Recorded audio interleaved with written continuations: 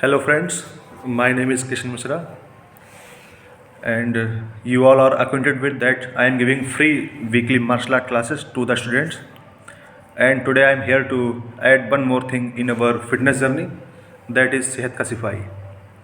To know more about Sehat Ka Sipahi, first we have to understand the theme that we are going to talk about, that in our life we care everything, whether it is our political life, it is our social life, it is our economic life, it is our cultural life, and we enjoy it all. But somehow we forget the core of everything, that is our health. Basically, this time I am motivate trying to motivate to be fit or to understand the value of our fitness.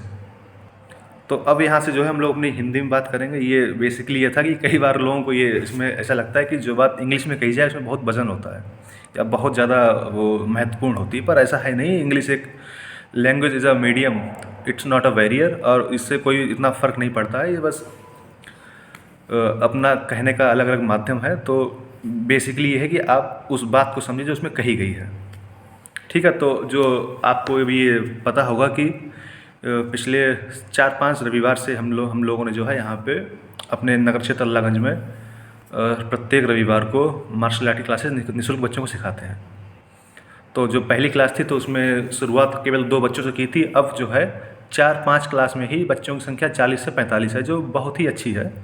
और ये सारे वो बच्चे हैं जो बिना संपर्क के आए, मतलब इनके घर पे जाके किसी पेरेंट्स को नहीं बोलना पड़ा कि अपने बच्चों को आप भेजिए, अपने बच्चों को भेजिए। ये बच्चे वो हैं जो सीखना चाहते थे और उस पर्पज़ से ये आए और सीख रहे हैं। तो इसी चीज़ को जो है मेरी कोशिश है कि ये चीज़ 40-45 लोगों में ना रह के और आगे बढ़े। ये जो लाभ है ये हर किसी को मिलना चाहिए। तो उसी के लिए कोशिश है कि सेहत का सिपाही। तो ये सेहत का सिपाही बेसिकली ये अवधारणा है, ये कंसेप्ट है। तो ये मामला क्या है कि इसमें जो है इन बच्चों को इस तरह से ट्रेंड किया जाए, या इस तरह ट्रेंड करने की कोशिश रहेगी हमारी कि ये बच्चे संडे को तो हम यहाँ बच्चों को सिखाते हैं, तो यही बच्चे सोमवार से शनिवार को जो है अपने घर में, अपने मोहल्ले में, अपने दोस्तों के आसपास को हर दिन सिखाएं, जिससे ये संख्या 40-45 से अगर 4 से गुणा करेंगे तो ये संख्या जो तकरीबन 200 के आसपास पहुँचेगी। और इसके साथ में जो है कि अभी तक हम यहाँ पे बच्चों को मार्शल आर्ट सिखाते थे, तो कई लोगों को जिनकी उम्र 40-45-50 साल के आसपास होगी, तो शायद उनको ये लगता हो कि ये उनके काम की चीज़ नहीं है। तो अगले संडे से हम ये कोशिश करेंगे कि इसमें इस तरह की एक्सरसाइज को भी शामिल किया जाए जो उस एज के लोग भी कर सकें। जिसे किसी को भी अपना वेट लूज़ करना होना हो या केवल फिटनेस के लिए आना हो, या जो टहलते भी हों, तो उनको भी इस चीज़ से लाभ मिल सके। और साथ में कुछ जो है जैसे 15 मिनट या 20 मिनट का योग और ध्यान वगैरह भी 10 से 15 मिनट का शामिल किया जाए। तो इस पे जो है जोर देने की कोशिश करेंगे।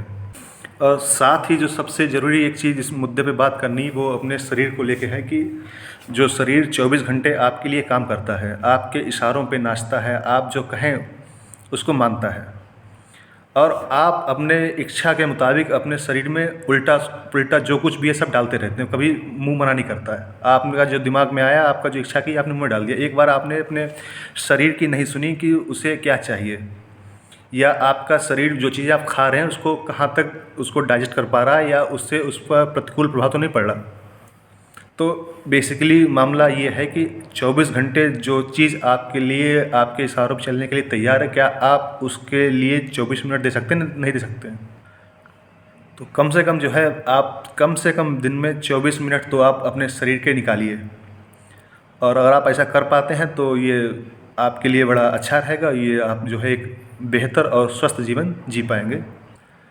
और साथ में एक लास्ट में जो है आपसे एक क्वेश्चन पूछना चाहते हैं, उसका जवाब आप लोग जो है देने की कोशिश करें कि आप में ऐसा कितने लोग मानते हैं कि वो कुपोषित नहीं है, मतलब माल न्यूट्रिशन उनमें नहीं है?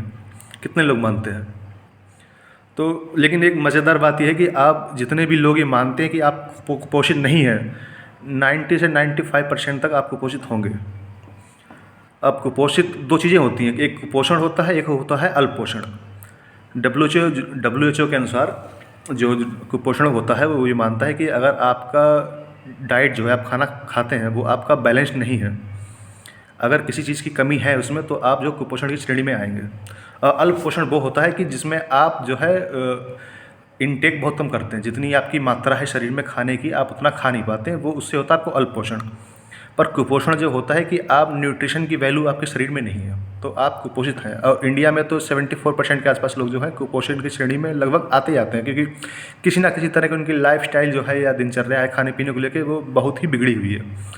तो अगर आप इसको बैलेंस कर पाते हैं तो आपके सेहत के लिए बड़ा ही अच्छा होगा। ये आज की बेसिकली मुद्दा था, बाकी जो आगे की बात होगी उस पर की जाएगी। Thank you.